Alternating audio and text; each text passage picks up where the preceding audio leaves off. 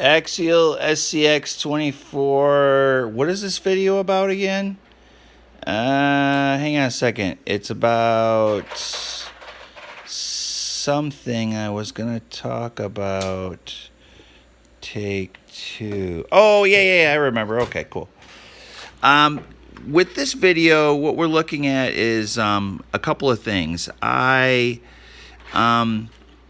you've been watching my channel, if you pay attention to my channel, probably like maybe, I don't know. Hopefully I got one person that pays attention to my channel, like follows it, like knows everything. At least one person. But I had a subscriber, he's probably not my subscriber. He was a subscriber to probably other people's channels. But he was nice enough to tell me that when I put my new engine in, because my first engine burnt out, and my truck did all kinds of, just to catch you up in case you didn't know, the first engine, I had this truck for 2 weeks. I was playing with it, modding it, and the first engine went out. But it did weird stuff, like it would go and then it would stop, and then it would go and then it would stop, and then it wouldn't do anything, and then I'd pick it up and I'd roll the wheels, and then it'd go again, and then it'd stop, and then it would slow, and then it just stopped. And I thought maybe it could be the ESC. So I put a test light on these two little prongs, pulled the trigger, and the light came on, but unfortunately I inadvertently crossed the two prongs before letting off the trigger, and I fried forward in this truck. So this ESC does not have forward, so I had to order a new one. I got the last one on Amazon. I bought it 2 weeks before Christmas, and it's still not here, so I'm still waiting on it.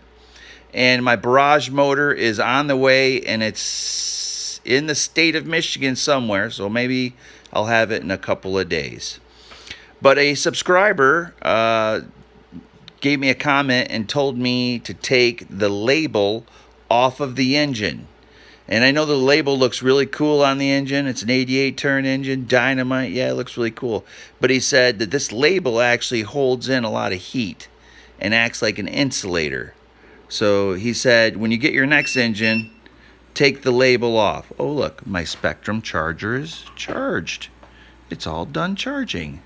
Great. So he said take the label off, and that will help dissipate the heat better for next time, I guess. The other thing I just wanted to point out is I really love this little pin that I've added back here. I just bend it over. Instead of actually, oh, there went my light.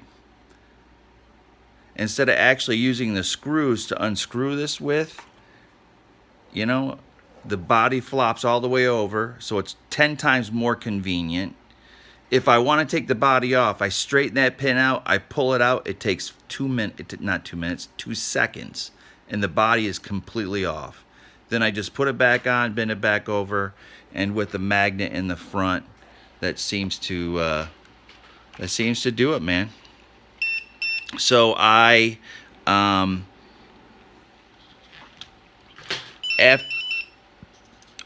made my charger really mad. Hang on a second.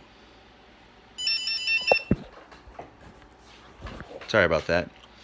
I did do some mad scientist work with my truck today, and I took and wired a couple of these connectors. I wired one backwards for my motor because, as you know, I burnt out my ESC and only had reverse. So I wanted to try out, I haven't tried out the truck since I put the new guys in there and added their weight. And so I put my truck back together, put the ESC in, but switched the plug backwards so the truck would only go in forward. To make a long story short, and it would only go in like third gear. It was only like wide open and forward. That's the only thing I got.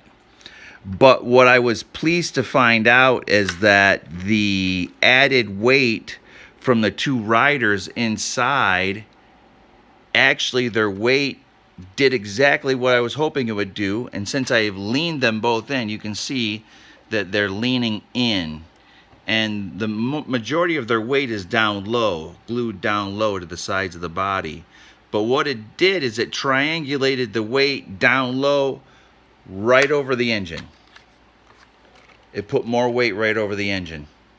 And you know, you already knew that I added the weight up here underneath the ESC controller mount. There's some room there, and I added a piece of bar weight there, and it doesn't interfere with the travel at all. And what I'm trying to do is, I know a lot of guys are adding weight at the wheels, and the problem that I find is that if you come into an obstacle where you have your wheels like locked between the obstacle, your truck is just locked there because all the weight is on your wheel. It's not in the center of your truck. So this is just my theory, you know. Like I said, I'm a mad scientist, and a lot of times my mad scientist stuff turns out to be incorrect. But what kind of fun is that if you don't ever try anything? So I'm trying to add my weight here. My guys added some more weight up top. And then, of course, I added weight on my battery tray in the back. So that, you know, when I put this back together and started crawling with this truck today, even though it was crawling super fast, it did not flip over hardly at all. I was super impressed that it did not flip over. It really did not have any top heavy issues whatsoever that I was anticipating it would have. So I'm super excited to get the barrage motor in there, because I think the barrage motor is going to add a little bit more weight right in the middle, right where I want it. And hopefully this is going to help this thing crawl a little better and look a little cooler, because I got two dudes in there, man. We're going for a ride. So that's what's happening here. Thanks for watching.